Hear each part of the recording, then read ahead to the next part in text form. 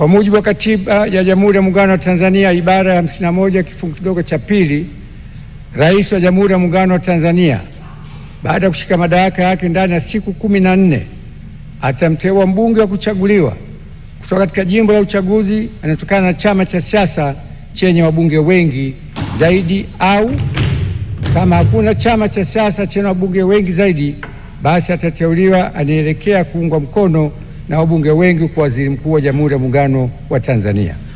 Hata hivyo, Waziri Mkuu atakayeteuliwa hatashika madaraka hayo hadi uteuzi wake umethibitishwa na Bunge kwa azimio tukaungwa mkono na kura za wabunge walio wengi. Hivyo, kwa kutekeleza matakwa hayo ya kikatiba, nimemteua Mheshimiwa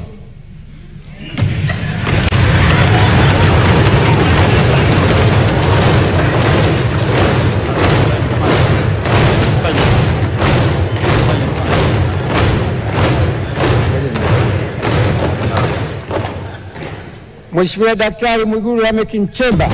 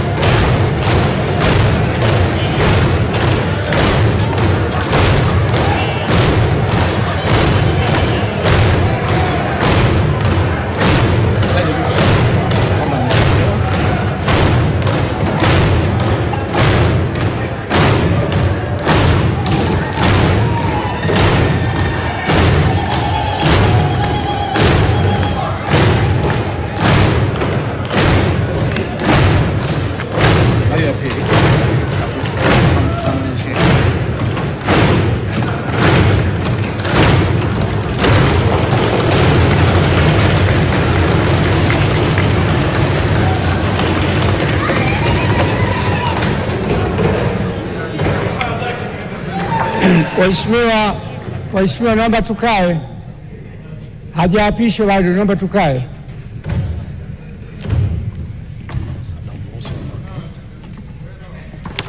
Sasa namruhusu mwakilishi wa Mheshimiwa Rais aweze kurudi kwenye majukumu mengine. Asante sana kamanda.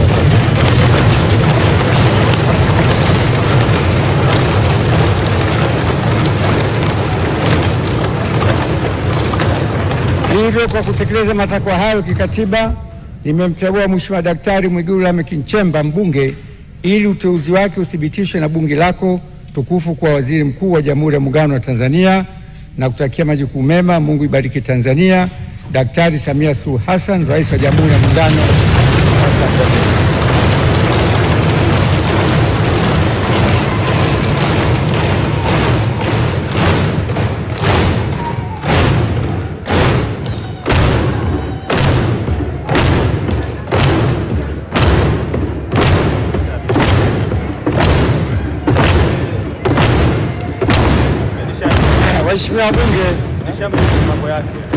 Waheshimiwa bunge, kwa vile jina hili likijapa ni siri, naahirisha bunge kwa nusu saa ili katibu akandae, na sitisha bunge nusu saa ili katibu akandae ballot paper. Na Mwigulu Lameck Nchemba miaka yake 50 hivi sasa. Alizaliwa Januari 7 mwaka 1975. Pasi na shaka wananchi kutoka Makunda pale wilaya Iramba watakuwa na ndelemo, vifijo na vigeregere. Kijana wao kutoka Singida ndiye ambaye ametajwa hapa kuwa waziri mkuu ajaye wa Jamhuri ya Muungano wa Tanzania. Watakaothibitisha ni bunge, kama ambavyo ibara ya 51 ya Katiba ya Jamhuri ya Muungano wa Tanzania fungu la pili linavyosema, na majukumu yake yakiwa katika ibara ya 52. Mwigulu Lameck Nchemba naye alikuwa amini ni kama aliyemewa baada ya jina lake kutangazwa kwa yale ambayo yalikuwa yanatokea.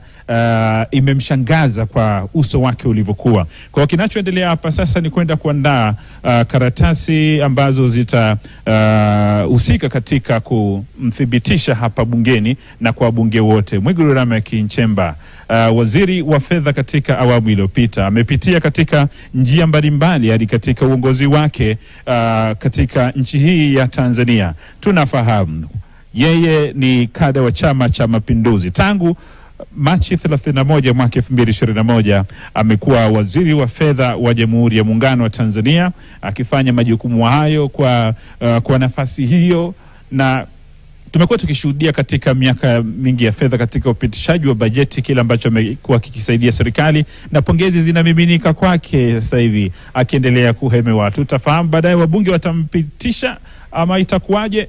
Itakuwa ni baada ya nusu saa ambayo spika wa bunge ameitangaza hapa. Anaendelea kuchukua pongezi zake ama maua yake kwa kutajwa tu hilo jina, basi itakuwa ni heri kwake. Na tumesema wananchi wa kule Makunda, Iramba, Singida, pasi na shaka huko sasa hivi watakuwa wanasikilizia nderemo, vifijo na vigeregere vikiendelea katika maeneo haya. Amekuwa mbunge wa Iramba Magharibi tangu mwaka 2010 na karejea 2015 katika uchaguzi wa 2015, 2020 na amerejea tena kwa mwaka wa 2025.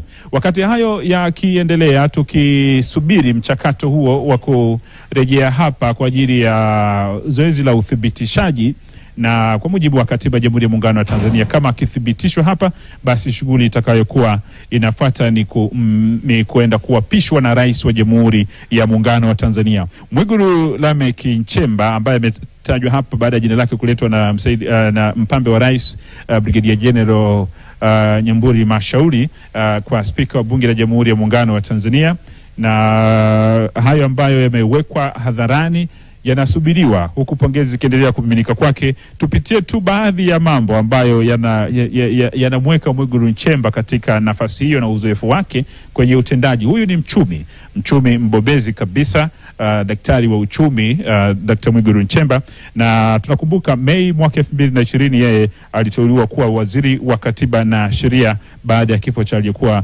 waziri katika wizara hiyo, Dr. Augustine Philip Mahiga. Pidia katika nafasi mbalimbali ikiwemo waziri wa mambo ya ndani ya nchi, lakini pia waziri wa Katiba na Sheria, na sasa nafasi akichukua itakwenda kumtengeneza kuwa waziri mkuu wa 12 wa Jamhuri ya Muungano wa Tanzania. Tangu taifa letu lipate uhuru mwaka 1961, muungano wa Tanganyika na Zanzibar, tukapata Jamhuri ya Muungano wa Tanzania mwaka 1964. Hii shughuli Mwalimu Julius Kambarage Nyerere yeye akisimama kwenye jukwaa kama waziri mkuu wa kwanza kabla ya kuwa rais wa Jamhuri ya Muungano wa Tanzania mwaka 1961, lakini akampisha mzee Mfalme Rashid Kawawa ili aende kukijenga chama. Lakini baadaye tulipokuwa jamhuri mwaka 1962, uga ukarejea kwa mzee Kawawa na Julius Kambarage Nyerere yeye akawa rais wa Jamhuri ya Muungano wa Tanzania. Hivyo basi wale wote waliopita katika uga huo kulifanya taifa la Tanzania kufikia hapa lilipo, kwao ni kongole, na yeye atasimama kama kiongozi wa shughuli za serikali hapa bungeni, na tunasema ni kiranja ambaye atakuwa kiunganishi baina ya serikali ya Tanzania lakini pia na bunge la Jamhuri ya Muungano wa Tanzania. Tupitie baadhi ya wale ambao wamepata kuhudumu katika nafasi kama mawaziri wakuu wa Jamhuri ya Muungano wa Tanzania hadi hivi leo kutajwa kwa jina la Mwigulu Lameck Nchemba, ambaye kama akipitishwa na bunge hapa basi atakuwa anachukua mikoba ya Kassim Majaliwa ambaye mwaka 2015 bungeni hapa pia lilitajwa jina lake, akapita hapa, wabunge wakamthibitisha, na hatimaye katika uongozi wa awamu ya 5 ya Dr. John Pombe Magufuli yeye akazishika hatamu za kiuongozi kwa mwaka huu wa 2015. Lakini Rais Samia Suluhu Hassan baada ya kifo cha Dr. John Pombe Magufuli akaendelea kumwamini waziri mkuu Kassim Majaliwa, na amehitimisha naye kwa mwaka huu wa uchaguzi, na tukiendelea na ungwe nyingine ya awamu ya pili ya uongozi wa serikali ya awamu ya 6 ya Jamhuri ya Muungano wa Tanzania.